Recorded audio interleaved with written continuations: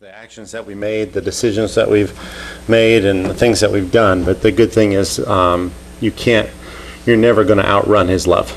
It's just not possible. You can't do it. He loves us so much. Thank you, Anna. I really do appreciate that. We are down to the last Sunday of 2018. We made it here. Not that was our goal, but it's good to know that we made it here. And at the end of the year, a lot of times what I like to do is just look back and kind of reflect, but also anticipate what's coming, because it's that new. Anybody have New Year's resolutions already in mind, things you'd like to change? Anybody do that? One person in our church does that. I resolved to do this differently. We have one person, everybody else is like, no, I'm going to do 2018 again. So, and I don't do New Year's resolutions, not that I disagree with them or anything, I know that is a 3-week goal for me when I set a New Year's resolution. I'm going to do this for the next 3 weeks, and then I'm going to forget about that. I know me. On November 17th, 1968, a lesson was learned by television broadcasters that it's never over until it's over. The New York Jets were playing against the Oakland Raiders in Oakland. The Raiders were behind 29-32, with less than a minute left on the clock. The game was all but over when NBC decided to switch over to the movie Heidi. And maybe some of you remember this, or at least you've heard about this, but NBC decided to switch over to the movie Heidi. It was 29-32, less than a minute left. The Jets have won.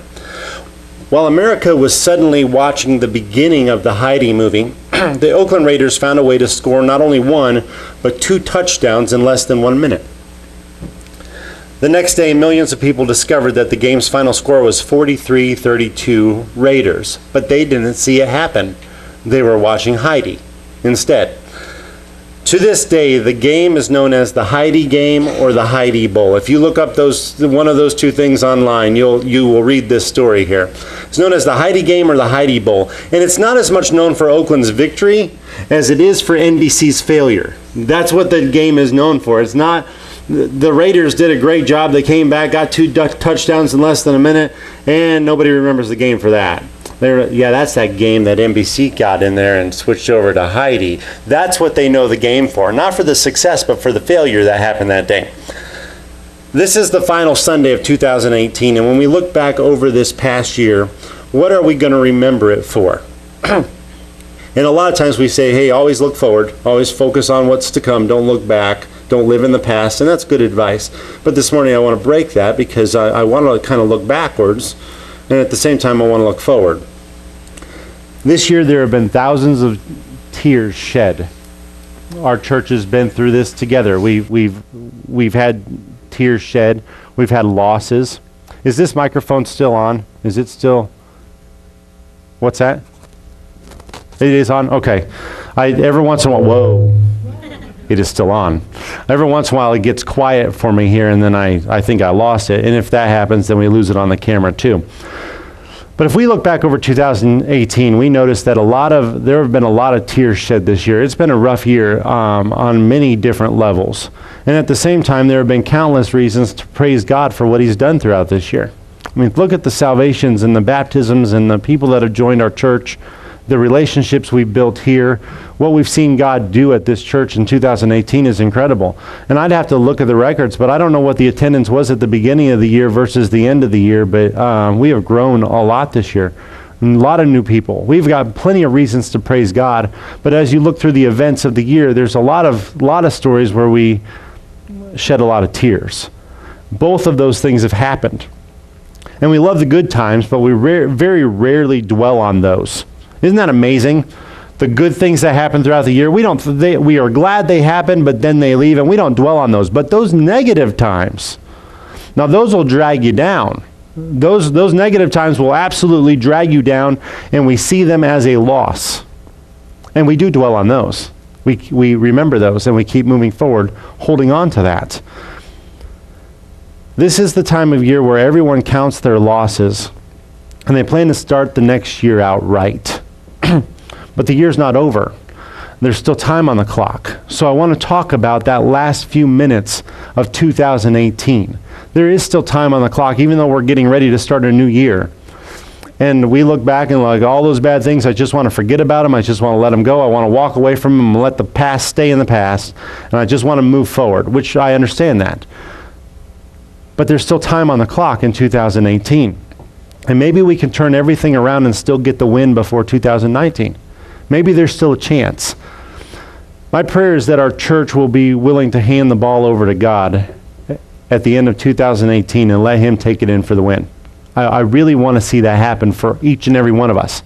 I want to see that happen in our lives. So we're going to have to realize we're not done yet. So if you've already got that New Year's resolution in your mind and you're already packing 2018 away, pull it back out for a second and let's go ahead and see if we can get something out of this before time's up.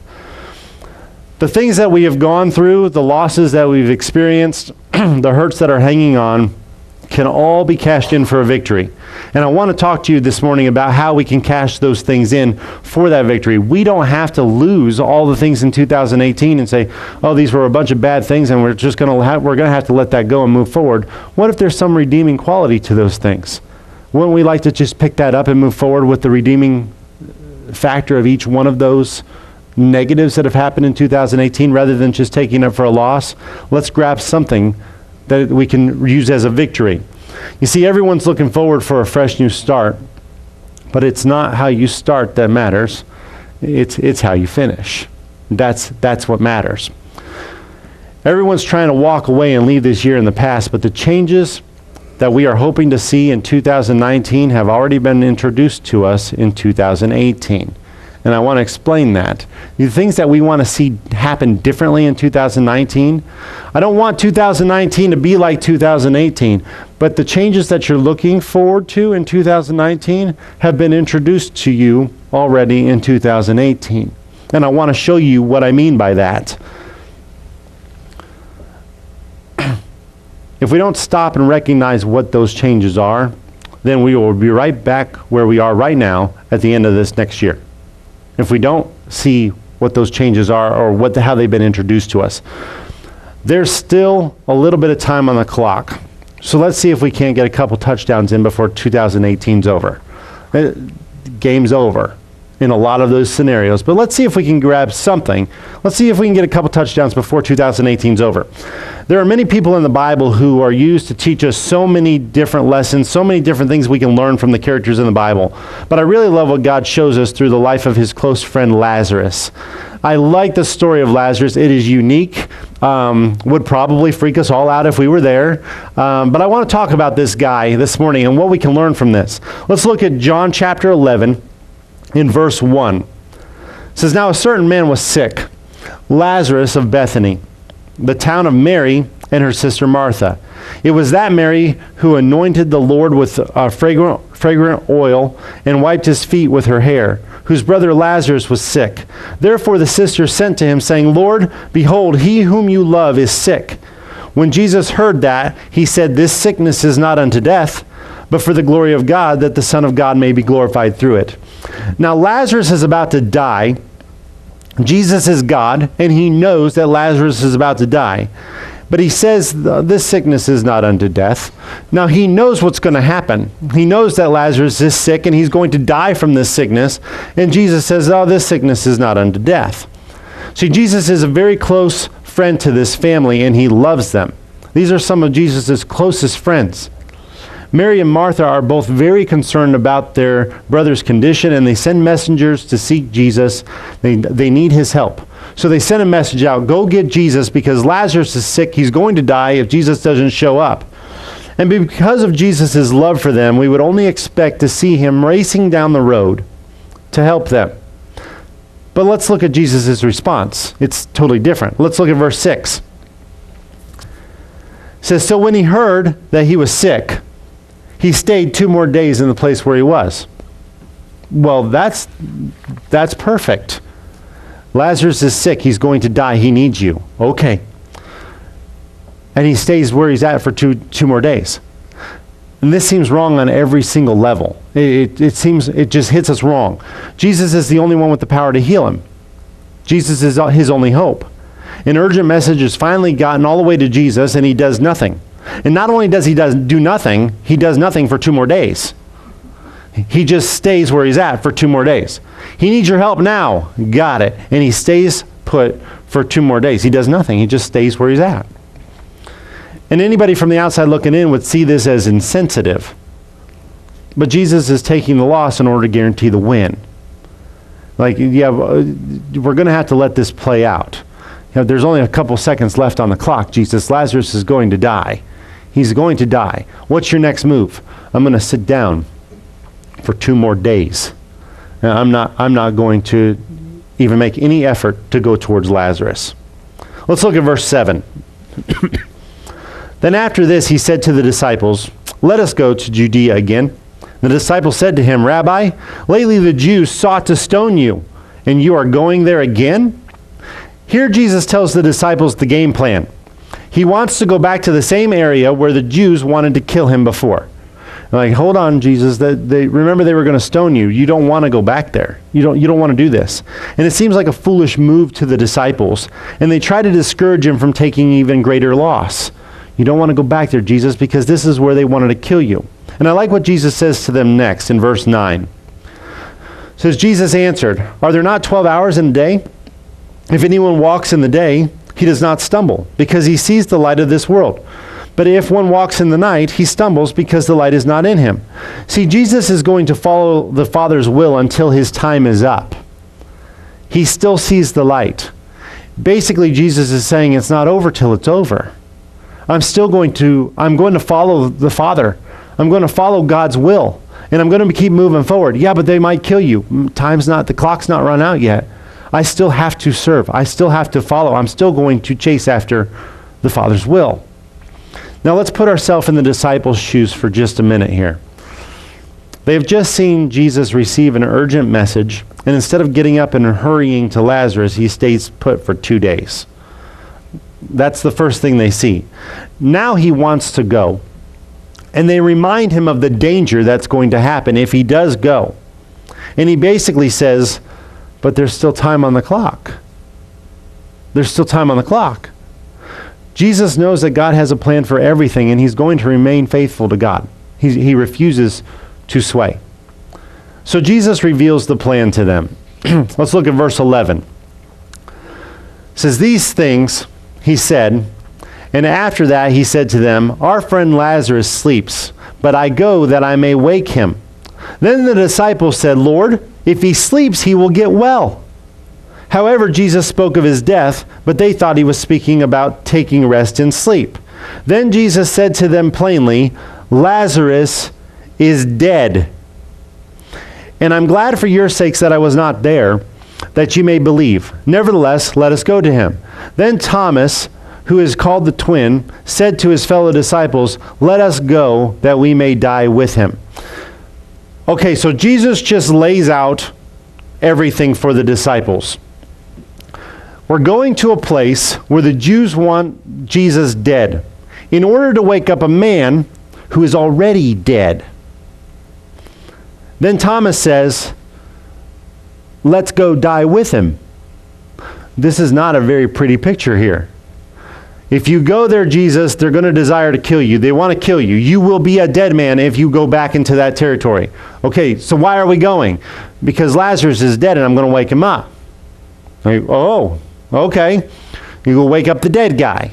You're going to be the dead guy if you go for the purpose of waking up a dead guy. And then Thomas steps forward and says, "We're all going to die. We're all going to die. Let's go with him that we may die with him." What Thomas is saying is, let's stay faithful. Let's just follow Jesus. Yeah, he's going to die. But let us die with him. Let us just go and die with him. There's a lot of death here. It just seems like a pretty good sized loss in this story. This is the part of the story where we switch over and start watching the Heidi movie, because it's not looking like there's going to be a win here. Let's just switch over. You're going to wake up a dead man. You will become a dead man, and we're all going to die with you. Let's watch Heidi till the end. Let's just switch over and watch this other story go down. All that we see here is loss, but there's still one move to be made. There's still one more play. Let's look at verse 17. So when Jesus came, he found that he had already been in the tomb 4 days. Now Bethany was near Jerusalem, about 2 miles away. And many of the Jews had joined the women around Martha and Mary to comfort them concerning their brother. Now Martha, as soon as she heard that Jesus was coming, went and met him. But Mary was sitting in the house. Now Martha said to Jesus, Lord, if you had been here, my brother would not have died. Right here we see that this train of thought is not a new thing. Martha was basically saying, you had the power to stop this and you didn't. We've all been there. We've all been there. When a tragedy hits our life, we're like, okay, but God could have stopped it and he chose not to stop it. And you can see even back then in Jesus' time, this was still the mindset. People still thought this way. You had the power to stop it, but you didn't. She's hurting because her brother is dead and she cannot understand why it had to happen. You could have stopped it. You chose not to stop it. Now I have questions. We understand. I have questions. Her sister Mary is sitting in the house and she has these same thoughts running through her mind. Let's look at Mary's response when she finally sees Jesus. Verse 28. And when she had said these things, she went her way and secretly called Mary, her sister, saying, the teacher has come and is calling for you. As soon as she heard that, she rose quickly and came to him. Now Jesus had not yet come into the town, but was in the place where Martha met him. Then the Jews who were with her in the house and comforting her, when they saw that Mary rose up quickly and went out, followed her, saying, she is going to the tomb to weep there. Then when Mary came where Jesus was and saw him, she fell down at his feet, saying to him, Lord, if you had been here, my brother would not have died. Mary is sharing these same thoughts. You could have done something. We actually saw you in advance. Lazarus has been dead 4 days now, and before he died, we went after you, and you stayed in one place for 2 days. You had the power to change it, and you didn't do it. You weren't here. You weren't here. Their loss is overwhelming, and I think we can sympathize with them. We've been there on one level or another. We've been here.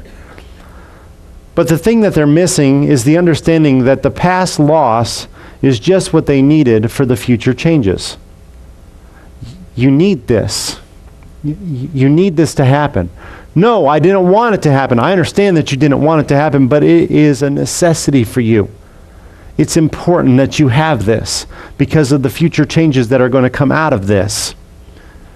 The death of Lazarus was going to be the game changer that nobody saw coming. Everything's about to change. This would be a bad time to switch over to the Heidi movie.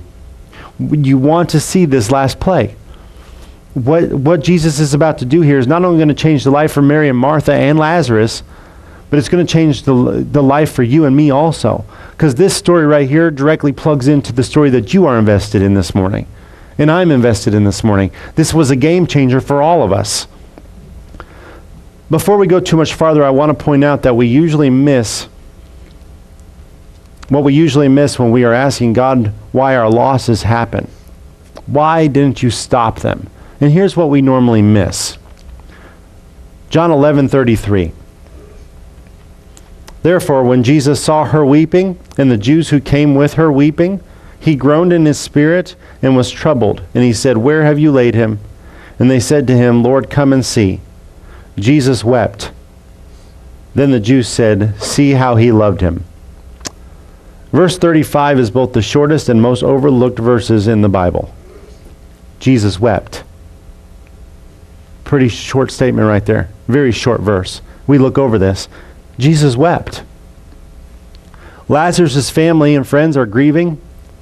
Their hearts are broken and they're feeling that emptiness inside.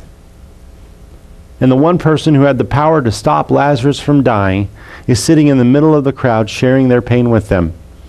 And he's weeping too. In those tears, the crowd saw one attribute above every other attribute of Jesus Christ. They saw his love. Oh, how he loved him. Jesus wept. Don't miss that verse. There's so much power. There's so much depth in those two words. Jesus wept. Oh, how he loved him. They saw a God who sometimes has to permit suffering, but cries along with us as we grieve. That's a side of God that I'm really glad he recorded for us. Jesus wept. Death, pain, and suffering were never what God wanted for us. Never. But we introduce these things to ourselves through our sin. And when we suffer loss, many times we blame God for not being there to stop it. And instead we need to recognize that he also weeps in our suffering. Because when you hurt, that is something he never wanted for you. When you suffer, that was not what he wanted for you. He wanted us to choose him over sin, but we chose sin over him.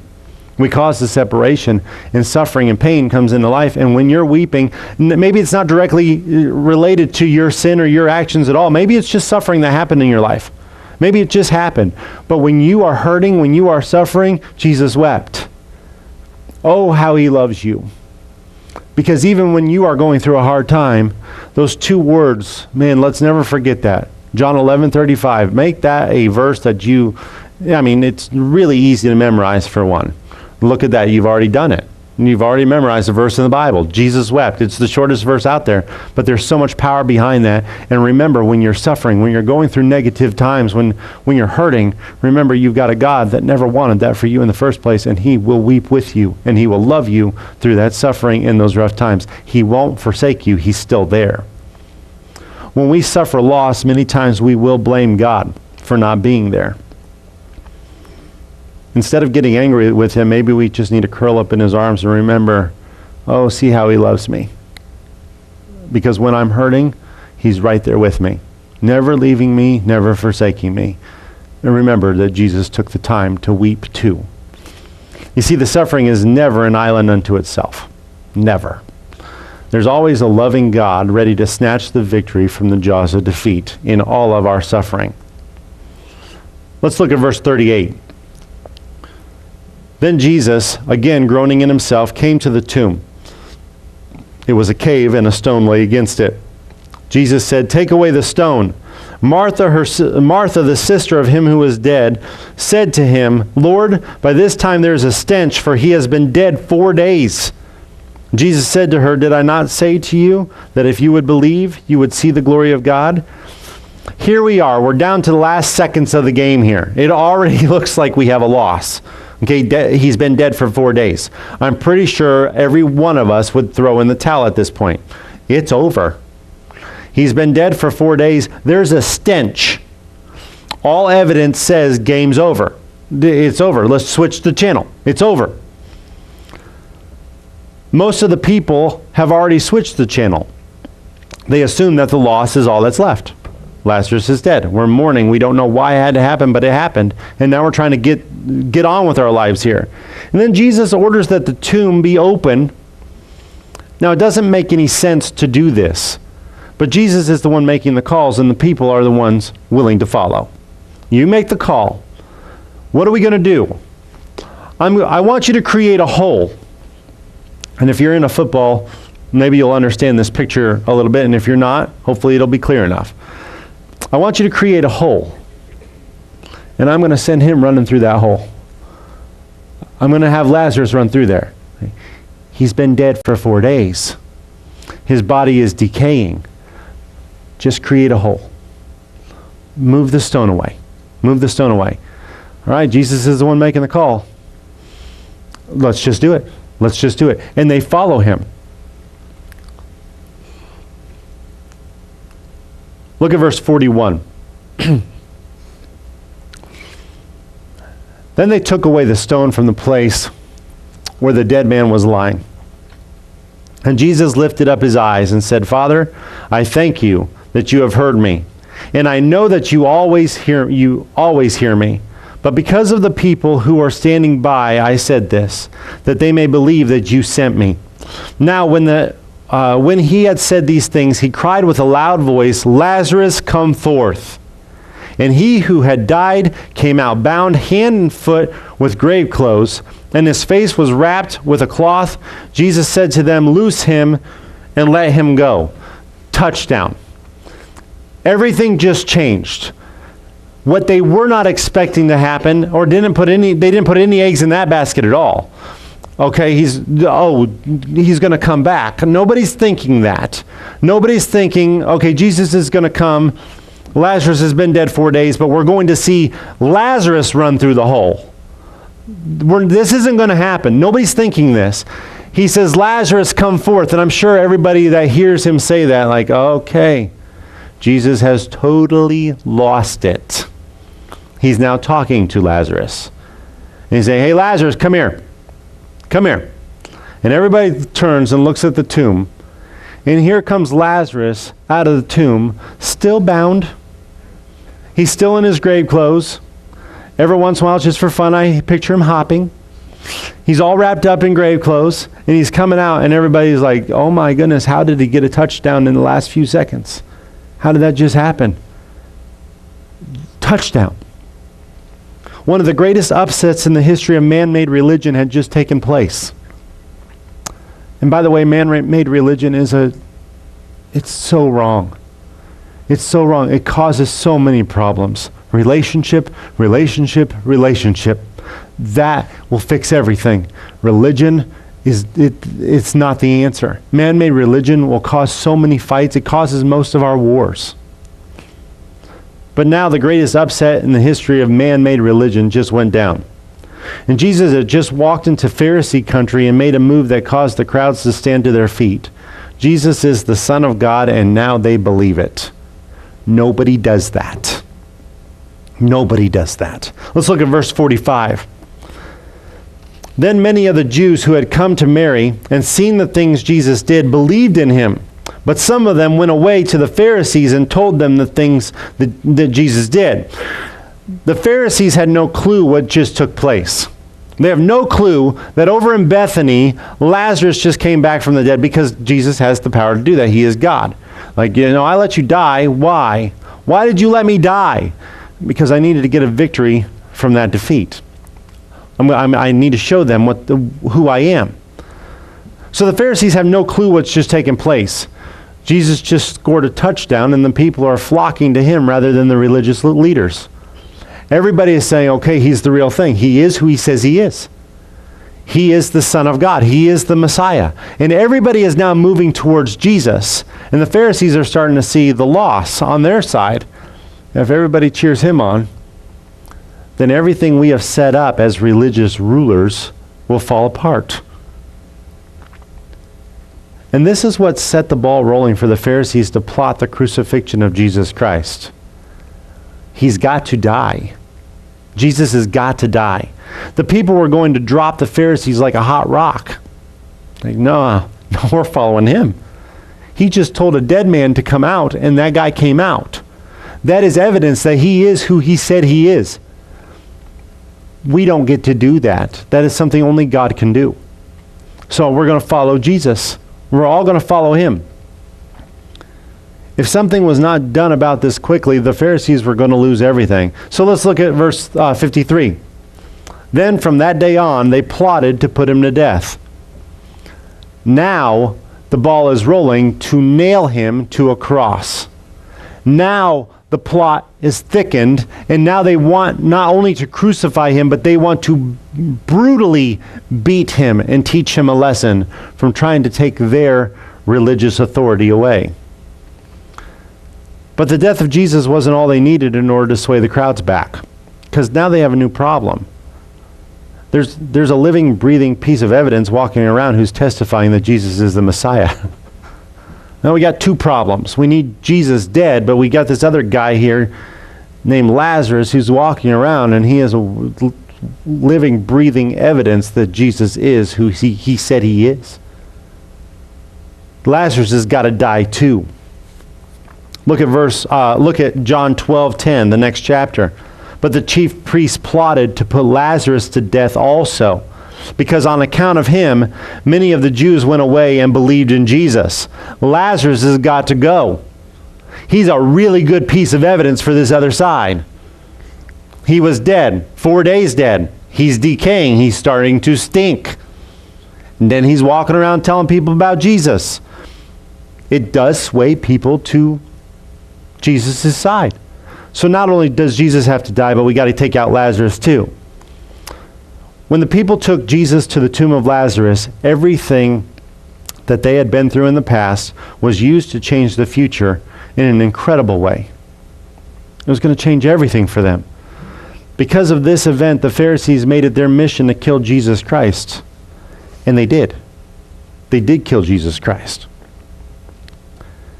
But Jesus had one more move.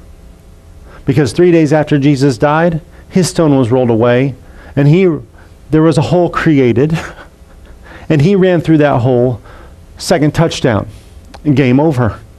Game over. And what looked like a side that could not win, down to the last few minutes, looks like a side that cannot win for anything. Death, death, death, death is all we see. Jesus comes in for that second touchdown. He walks out of the grave and said, now it's going to be really hard to kill me. It's going to be really hard to shut me up. And when people put their faith in Jesus Christ, it's going to be hard to shut them up too. And this is going to keep flowing all the way to 2018, 2019, where people are still saying, touchdown, touchdown. The events of the past changed my future. And I believe in him, and I'm going to chase after him. He is God, and he's our only hope, and we are still chasing after him to this day. What was seen as a very dismal past ended up being the very thing God used to make it a really exciting future.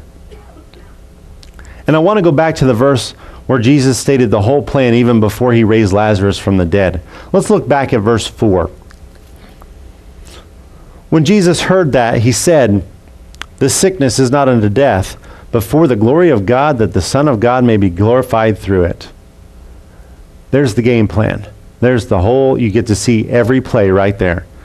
You see, the answers for making the right changes in 2019 could be found in the events of 2018. Yeah, but there's a lot of negative back here, and I didn't like what I saw. I'd rather just walk away from this rather than go back and revisit this. I just don't want to do this. Instead of hoping for a better future, maybe we should reflect on the past year and grow from those events. Because you know what? Those negative events were also opportunities for us to grow. Did we miss it? Did we miss it? Because there was victory all over inside of those negative events and back in 2018. Hoping isn't what brings change. Learning and growing is what brings change. We can look at the events of the past and say, I just want to walk away from them. And I hope 2019 is better. Well, that's not going to change a thing. But if you look back at the events of 2018 and you say, yeah, but there was an opportunity for me to grow there, and I grow there, and I can see what God was doing there, and this one I don't understand at all, but I'm going to trust him. Now every event of 2018 has just become another victory for 2019. And if we will grow from those experiences in 2018, then 2019 will change. Why? Because we've grown. We've grown. Now we're a better person walking into the next year. And yes, if a better person is walking into the next year, then the next year is going to end up being a better year, because we are now closer to God. We have grown more because of what he has brought us through in 2018. Our sicknesses, our losses, our burdens should all be something that the Son of God may be glorified through. Why are you doing this? Why are you sitting here for 2 days when Lazarus needs you right now? Because the Son of God is going to be glorified through that dismal event. Every one of the experiences of our life should be used for the sake of the Son of God being glorified. Every one of them. It would be a tragic thing to leave 2018 having learned nothing. It would be a tragic thing to have those bad things that happened in 2018 just being a part of our history rather than a part of our growing closer to Christ because of it. It would be a waste. We should use those things and grow closer to Christ. 2019 should be a better year because of what we learned in 2018. Well, the things we've learned about God, the way we've grown, the people that we've met, the rough times that we went through, knowing that we had a church family praying for us when we were going through those rough times. Thank God. for the things that we got through the suffering and the win that we could have through the suffering. Every time the Word of God has been opened up this year, we had a chance to grow in Christ. The question is, what did we do with it? And by the way, it's been opened a lot around here. It's something we do a lot. We like to open up the Word of God. We like to dig deeper. So every time the Bible has been opened this year, whether in Sunday school or whether in the worship service, every time the Bible's been opened this year, we had another opportunity to grow closer to God. The question is, what did we do with that opportunity? Did we grow? Did we continue to dig, or did we just listen to the message or the lesson and walk away and just live life like normal? What did we do with it? Did we use an opportunity that we had to grow closer to God? So before we go into the new year, let's reflect over what God did in this past year. He's provided for us. He has taught us through His Word. He's wept through our grieving. Understand that. Catch that today. When you were grieving, Jesus wept. He doesn't want that for you. He'll permit it, and He'll work through it, and He'll bring something good out of it. But that wasn't His goal for your life. It was just a relationship with Him. Emmanuel, that's what He wants. God with us. That's what He wants. So when you're grieving, remember that verse, John 11:35. Jesus wept. Don't ever forget that. You gotta, oh, how He must have loved him. And oh, how He must love you. He has revealed His love to us in so many ways. And I'm going to miss 2018 because both in the good times and the bad times, I've grown. I've grown throughout this year. But I can't wait to see what God has in store for us in 2019. I'm looking forward to what He has for us. I want the negatives of my past to be used to chase me closer to God. Here's the ball. Do what you can do with it, because what I can do with it is not good. Not good. I mean, in the literal context too, you give me a football, you're not going to see a football ever do what I do with it again. Athletic ability is not my thing. I don't know what to do with a football other than to watch it. That's my gift. So and that's how I go through life too. Here's a bad experience. I don't know what to do with this. I don't know the answers. I don't know how to make this work. Well, then give it over to Him. Give it over to Him, because He can get 2 touchdowns in the last few minutes of the game. Well, the rest of us think, well, all we can do is watch Heidi. Like, it's over. No, it's not over. There's still time on the clock. It's not over. I want to recognize that Jesus wept when I wept in 2018. I want to know that the things that happened in my life in 2018 are going to chase me closer to God. I want the hard times to reveal Emmanuel to me. I want to know He's right there. And when my life is over, I want the same testimony that Lazarus had. Let's look at chapter 12 and verse 11 one more time. Because on account of him, many went away and believed in Jesus. I would love that testimony at the end of my life. Oh, because of him, a lot of people found Jesus. Wouldn't you want that testimony for your life? They're gone now, but because of that person right there, many people found Jesus Christ. Because they didn't only talk about Him, they lived with Him. They had a relationship with Him. They knew the Emmanuel side of Jesus. According to church history, Lazarus fled from Bethany after the resurrection of Jesus because he was still being hunted. Remember, they wanted Lazarus dead. And he ended up preaching Christ in Larnaca, Cyprus, until the day he died. In the year 890, a tomb was found in Cyprus bearing the inscription, Lazarus, 4 days dead, friend of Christ. And you can go see that tomb today. A real event. And even over in Cyprus, they said the way they described as Lazarus, 4 days dead, friend of Christ. Everyone thought Lazarus' death was the end, but it was just the beginning. There was still time on the clock. I have read many things about people hoping that 2019 will be better than 2018 has been. But both the good and the bad of 2018 can be used to strengthen us for 2019 if we will allow that to happen. if we will search for God in that. Look at Isaiah chapter 43 and verse 1. It says, "Fear not, for I have redeemed you. I have called you by your name. You are mine. When you pass through the waters, I will be with you. And through the rivers, they shall not overflow you. When you walk through the fire, you shall not be burned, nor shall the flame scorch you." This is the God who has been trying to help us grow through this past year. That's our God. I was overwhelmed by this. No, I had you. But when the waters came in and overflowed, they didn't overflow you. I was still with you. But the flames, you were not going to be scorched. I'm still with you.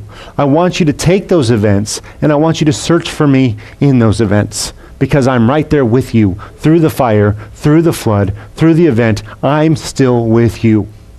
I love you, and I'm not going anywhere. I'm still with you. So look back at 2018 and all the things that we've been through. Instead of saying, I just want to walk away from them, it's time to go back and start searching through those things and find out what God was doing there. Find God in those events. In all of the good things and all the bad things, we have the opportunity to seek God. And whether you have or have not done this throughout this past year, you have the opportunity to finish it out this way. There's still time on the clock. 2018 is not over yet. I would like to close 2018 out with a verse which, if we would apply this to the events of this past year and the next year, will turn both years into a victory. Let's just apply this verse, not just listen to it, not just be hearers of the word, but doers of the word. Proverbs 3, 5, and 6. "Trust in the Lord with all your heart, and lean not on your own understanding. In all your ways acknowledge him, and he shall direct your path." In the bad times, acknowledge him. In the good times, acknowledge him. He's right there. He's right there. Look for him. Satan would love it if we would look at the negatives of 2018 and just leave them behind without learning anything from them at all. And maybe instead of just changing out one channel for the next, we should stop and reflect on 2018 and acknowledge God in all of it. Maybe that's how we should end this year out. Look back over the year and I'm going to find you everywhere you were, and you never left the whole year, so I'm going to find you all over 2018. And I'm going to grow. Maybe we should search for God in all of our ways and let him bring victory from what seems like only a loss. You see, there's still time on the clock. There's still time on the clock. And as a church, I encourage every single one of us, to end this year out saying, okay, God, 2018, even though we're in the last few minutes of it, I'm turning it over to you. And let's go for the win. Let's go for the win. I want to grow closer. I want to admit my failures. I want to repent from my sins. I want to learn more about your character, and I want to become more like you. At the end of 2018, I'm turning it over to you. Let's go for the win. There's still some time on the clock. And as God's people, I encourage every one of us, get rid of the ball. Pass it over to him. He'll create a hole, and you will be amazed with what walks through that. Stand with me this morning. Dear Heavenly Father, I thank you so much for this story in the Bible.